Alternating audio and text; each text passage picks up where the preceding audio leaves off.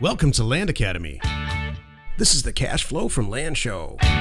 We show you how to buy real estate for half of what it's worth and sell it on the internet really fast. I'm Jack Butala. I'm Jill DeWit. We are Jack and Jill, and this is the Jack and Jill Show too. With over 15,000 completed transactions, we're the experts at acquiring property. Of all kinds, not just land. For half price and flipping them for way more. All right, let's get this show started. Jack Butala with Jill DeWit. Hello. Welcome to our show. In this episode, Jill and I talk about overmailing a single county. When does it happen? Great show today, Jill. Let's take a question before we start. Posted by one of our members on successplant.com, our free online community. Cool. All right. Bay, hi Bay, asked, buyer wants to close the deal and asked how to pay me the cash. Me and my buyers live in different states. What's the best way to pay me? Some agents from the 123 Notary were reluctant to help me hand the deed and mail the check. I got this. Oh, go ahead. Can I go? Okay, all right. Yeah, I would have read it for you. So, I should have done that. So the scoop is, Bay is the seller here and we have a buyer. So actually, we don't need the notary with the buyer because the only one signing the deed is you, Bay. So you're the one that's signing the deed and having it notarized and all that good stuff. There's nothing that your buyer has to sign. So that's that one. As far as payment, gosh, that's up to you. I answered this in Success Plant, and I put a little note for Bay too, telling her, hey, check when this airs, so she can listen. But so some people use credit card processors like Stripe. Some people, maybe they're new, they might be starting out still using, hey, mail me a cashier's check, mail me a money order. Maybe it's a big transaction and you're open to bank wire. I mean, there's a lot of different ways that you can take payment. And back in the day, we used to use PayPal. So there's lots of ways that you can do it. It's really what's up to you. But I will say this, the main thing is make sure you let your buyer know that the signed, completed, notarized deed for them will not be mailed until the payment has cleared. And they understand that, and they're really cool, and they're very great about it. And that's it. Jack, you want to add anything? Yeah, a lot of people don't understand this, especially people who are in the real estate business. If you have a lot of experience in real estate, or even 10 transactions or 5 transactions, or as an agent, some people are shocked over the fact that this is how we do it. We sell a piece of properties. A buyer says, "Hey, I really want to buy that 40-acre property for $8,000. How do I close?" Well, you click right here. You fill out your credit card information like you're buying a pair of shoes, and that's it. And then we send you the deed. And so there are some very senior people that fall over that because, there's a potential for someone to be less than honest. But there's a potential for someone to be less than honest when they send you some shoes on the internet too. So it's very, very basic. And there's a little bit of trust. And that's why you need to have a website. You need to have your act together and a good reputation on the internet. Mm-hmm. You process payment just like you would with anything on Amazon even, and the stuff shows up at your door. Exactly. And like I said, wait till it clears. It's all cool. So everybody's covered, and then you send the completed deed. Do we buy apartment buildings like this? No. Right. Do we buy houses like this? No. Even with large acreage, in the example that I sent, or just said, on an $8,000 to $10,000 deal, although Jill frequently collects credit card payments for transactions like that, if you're new, I would recommend closing through escrow. For big stuff. Yeah. Exactly. Our rule is like $5,000 in general. Right. But if this is a $1,000 transaction, you're selling a property, you bought it for $200 and you're selling it for like $999, let's just say, this would be a perfect example of that. Yeah. So yeah, when your $999 clears, then, seriously. I've heard Jill. Yeah. One time Jill was walking a guy. Oh my gosh. Literally walking the guy through sending a wire transfer. He's standing in a bank with a cell phone in his hand. Oh, it's hilarious. And Jill is telling him what to say to the teller. Like, here's the routing number. Here's the, remember that? Was the funniest thing. Yeah, exactly. Because I remember our number 2 employee at the time was standing there with his mouth open because I said, you're going to do this right now. I mean, it was pretty much he's driving to the bank, calling me back, Here's how we're gonna, because he just got a little flustered about how to make this happen. Yeah. So I said, knock it off. Go to the bank, call me when you're in line, and we'll make this happen. Right. And it was a small town too. I think he even handed the phone over to the teller, and I'm walking the teller. Probably his niece. Oh, it was hilarious. It was so funny. I'm like, we're gonna get this solved. I like Bay. Bay's very, very bright. We had a chance to meet her in person. It was a lot of fun. Mm-hmm. If you have a question or you want to be on the show, call 800-725-8816. Today's topic is over-mailing a county. What do I mean by that? By what happens if one single county gets too many offers? When does it happen, and what do you do? Well, this is the meat of the show. Here's a hint. It's never happened. It doesn't happen, and that's why that's why I wanted to do this show. There's only a couple of situations that I've ever come across where a seller says, "Man, what's going on with this property? I received 4 offers for it. I've owned this property for 20 years and haven't heard a word out of anybody. All of a sudden, I heard I received 4 offers in the last 2 months. When does that happen, Joe? Back taxes. Ding ding! You get a gold star. Yes. It always happens when the guy stops paying his back taxes because for whatever reason, people choose to target back tax property. Mm-hmm. And if you listen to our show with any regularity, you're going to know what we're going to say next. It's silly to just mail back tax property. Yep. But everybody focuses on it. Don't know why. Well, I do know why. Because they learn it from sources other than Jill and I. And they send offers to back tax property instead of just sending them to everybody. Dude, what was that? Weren't you reading a statistic here in California, and that we were talking about right where we are here in South Bay, about the number of folks that don't have a mortgage? It was a shockingly high number. Do you remember what I'm talking about? I do. I remember exactly what you're talking about. Was it? It was like close to 50%. It was 40%, which is the national average, by the way. Okay, thank you. The national average is 50% for single-family residences. It's like, according to the census, it's like 48 or 49%. Right. Here it was about 20, I think. Okay. Ballpark. I for some reason I thought it was even higher, but my point is, people don't seem to realize the number of people that are current on their taxes and they don't have a mortgage, and those are the guys you want to talk to because they're the ones that can make the deals. Right. Exactly. It's really, and people, I always tell folks too, don't trust me, go look it up, go check the stuff. And I remember one time I was interviewing a girl for one of our positions, and we were talking about this, and she's like, well, yeah, my parents don't have a mortgage. I'm like, hello? She's like, yeah, I guess you're right. There's a lot of people out there. I'm like, yeah, I don't have, you and I don't have a mortgage. So I've heard some people's comeback to that is, there's back tax property, there's a sign that something's wrong. So, we can get in there and solve it for the problem. And to that, I say, what a bunch of malarkey. Yeah, there is a sign there's something wrong. Like no one can work with the property. There's something. Go out on Facebook and research this a little bit, or to do some research on it, and you're going to find out. You're going to find out that what Jill and I say is absolutely correct. Mm-hmm. Back tax property is a problem. It's hard to close. Sometimes the person you're talking to is not the owner. Maybe they're deceased. There's all kinds of issues you're going to run into. If you do it our way, like most of our members do, you just mail everybody below a certain assessed value for land. Or if you're doing houses, you mail everybody in a certain geographic area that doesn't have a mortgage. And you're going to kill it. You're going to hit the percentages that we hit. You know what I thought about just now, too? I wonder if this is a hot thing because not everyone has access to the data that we have. Not everyone has... That's exactly what's going on, Jill. Because there's only there's only one source that we use that I know of that you could put in all the things that we can do, like, 0% improvement and no mortgage, and all that stuff. I could, our stuff that we use, our data to door stuff, is the only place that you can get all of that stuff. You can tape together little things, maybe, but not all of them do them. So I wonder if that's part of it. They just don't have access to it, so they just go with what they've got. So to bring some finality to the topic, overmailing happens in a county, in my experience, only to back tax property. So we're done with that. But here's the right way to do a mailer, and so that you're not leaving hanging. You get the right data, and we obviously have the right data, and you sort for properties that have no mortgages, either land or houses. Let's just stick with land for a second. No mortgages and no improved value. And then you cap the assessed value.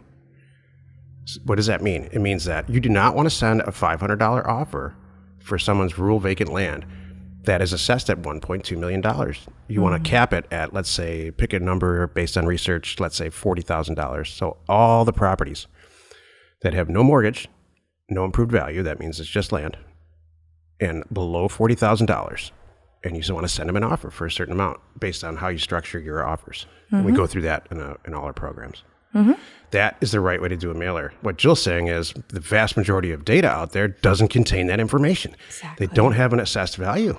So what do you do? Right. I'll tell you what you do. You do what most people do that fail at this. You just send back tax mailer. Now it does all the work for you. Does it though?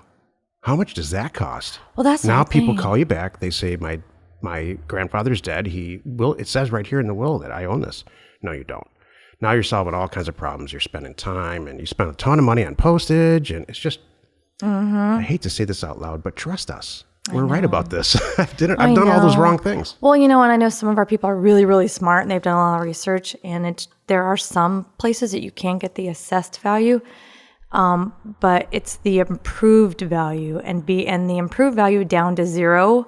That's the kicker. If you're sending an offer out to a property that has improved value on it, it's not land. Exactly. That's where, and that's the thing, like It's a you just house or said, Jack. something. Yeah, now you're wasting your time. Yeah. Like, oh man, you don't want to, and who knows what's on it, and There's a right way to do this, and it's what worth, it really is. it's worth learning the right Yeah. way. Take an extra week, let's say, learn the right way, wherever source you learn, and then send out and don't spend a ton of money on postage. That's what I hate. I hate to see a bad list, a bad sort, and then thousands and thousands of dollars down the drain on postage. Wasted. I know. And then time. That's the whole thing. I don't understand why, you and I are so good about this. And I think most people are, how do I say this? Let's spend a little more money right now to do it right, because the money that you're going to save, like you just said, it's worth it. If you're doing it wrong, you're wasting money. How about that? Yep. And time. Exactly. And then a bunch of people are going to call you back expecting you to solve their problem, and you're going to get turned off by the business. Oh, that's true. And that's a huge tragedy in this. And then it's like, I don't want to become a lawyer. Right. Well, if you just send the mail to the right people in the first place, they're going to call you back and say, I want to sell the property, and yes, I own it. And send some stuff please send me a cashier's check and some stuff to sign, and I'm happy to deed it over to you. I'm done. That's the people you want. You don't want, my grandparents have passed away, and now you need an attorney. Exactly. You need to be an attorney to close the deal. We stopped paying the taxes. We didn't even know what to do with it. Oh my goodness. How many members, Jill, do you think we have that come to us saying, God, I really wish I would have done this the first time? Totally. I bet 50%. More than that, probably. My favorite is the one guy. Remember, he was in Facebook, and I put it in my Facebook. I cut and paste the whole thing in there because he did his own survey. He did his own test to show back tax versus not back tax, and his results were staggering. The number of good deals that came out of the non-back tax and the property values. Yeah. The ROI was higher. The ROI was higher, and I think his response was higher. He just I love it. And I tell everybody this: if you don't believe us, please go do your own test. Share it with everybody. That's the best way to find out. If you're the kind of person who, when you go car shopping, you want to find a broken car and repair it and spend a tremendous amount of time becoming an auto mechanic instead of driving it around and having fun, then you should mail back tax property, because that's what it is. I'm going to find the car with a broken top, and I'm going to fix it myself. Broken top. And you know what? I'm talking about it. It doesn't start. Oh. Broken top. Listen to Jill. My top's broken. What? There's nothing Speaking wrong. from experience, the convertible with the stupid broken top. There's nothing wrong with your top. Trust me. Thanks. There's It's not broken. nothing worse than having a convertible that's not a convertible. That went right over her head. Been there, done that. I got it. I'm ignoring you. Totally ignoring you. I do that. This is the Technical 2. 2 minutes of property investment advice from our 15-year, 15,000, almost 16,000 plus transaction experience. Send mail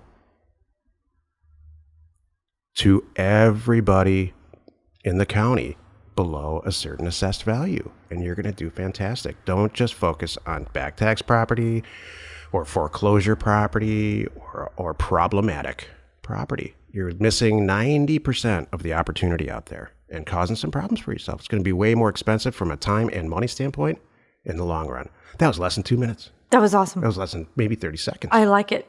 Do that again. This is our technical 30 seconds. 30 is what seconds. It should be. The Technical whole show could be 30 seconds. Minutes. 0.5 minutes. If you have a question or you want to be on this show and you don't walk around like Eeyore from Winnie the Pooh, call 800-725-8816.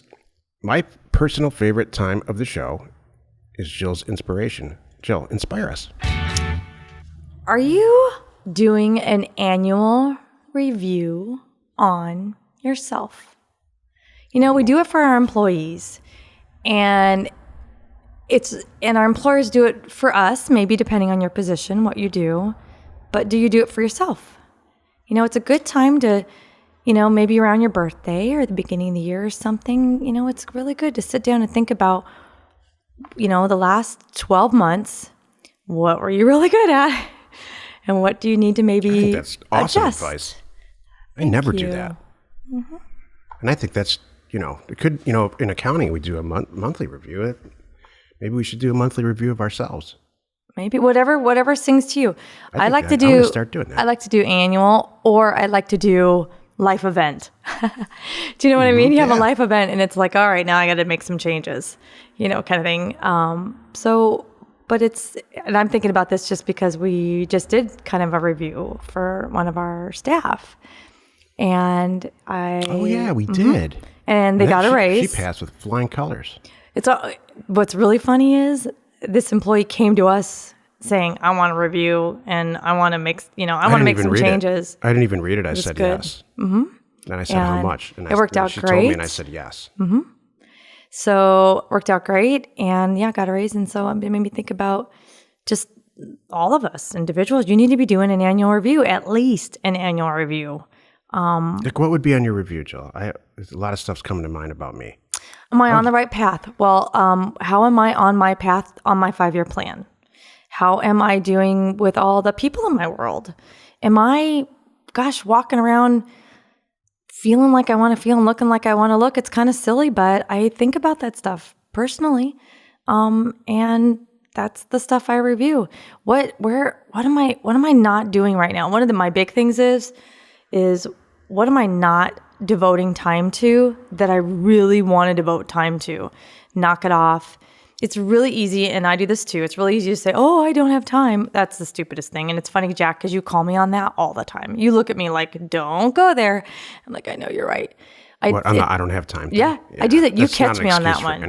That's not an excuse. Ever.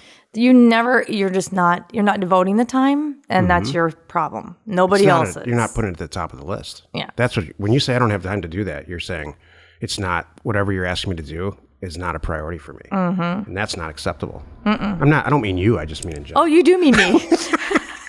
You do mean me. You do it to me all the time. You know what's awesome? Catch me. We can't argue with each other on the air like this. Oh, it's great. So we can say all kinds of stuff that there's no repercussions for what we say because we have to laugh at it. It's funny. I'm going to start writing some stuff down. Oh, here it comes. Oh, boy. Well, thank you. I'm glad you like that. Thank you. Here's my review of myself. Oh, okay. What's yours? Probably don't go to the dentist often enough. But in all seriousness, I just read an article in Fast Company, you know that magazine? Mm-hmm. I love that magazine. Yeah. And they said the number one reason, in a really long-winded way, this guy wrote this article and said the number one reason that companies fail is what? The owner's not working on the right stuff. It's not money. Oh. It's not a good idea or a bad idea. It's not, wow, the world needs that product or doesn't need it. Mm-hmm. It's because the owner, the guy who starts it, or the founder, is working on some silly stuff. Mm-hmm. You know, we're slated to do a show about that in the near future, and you have to focus and really sit down with yourself. And so that would be my review. Is like, hey, or whether it's annual or monthly or whatever, am I working on the right stuff? Which is really another way of saying what you just said. You know, am I going in the right direction? Am I spending the time on the right topics and the whole thing? And for me, the annual review is a personal thing, not a business thing. And you're talking business, so it's perfect. I appreciate that. They're both important. Join us in another episode where Jack and Jill discuss how to use information, that's me, and inspiration, that's me, to get just about anything you want. We use it every day to buy property for half of what it's worth and sell it immediately. You are not alone in your real estate ambition. That was a show stealer, Jill. Your inspiration. Thank you. I love it. Thank you. I honestly, I'm not joking. I'm taking your advice. I'm going to do it I'm just put it in the calendar, like on the 5th of the month when we review financial statements, and just take a look at myself and say, maybe I should be working on other stuff. We review financial statements?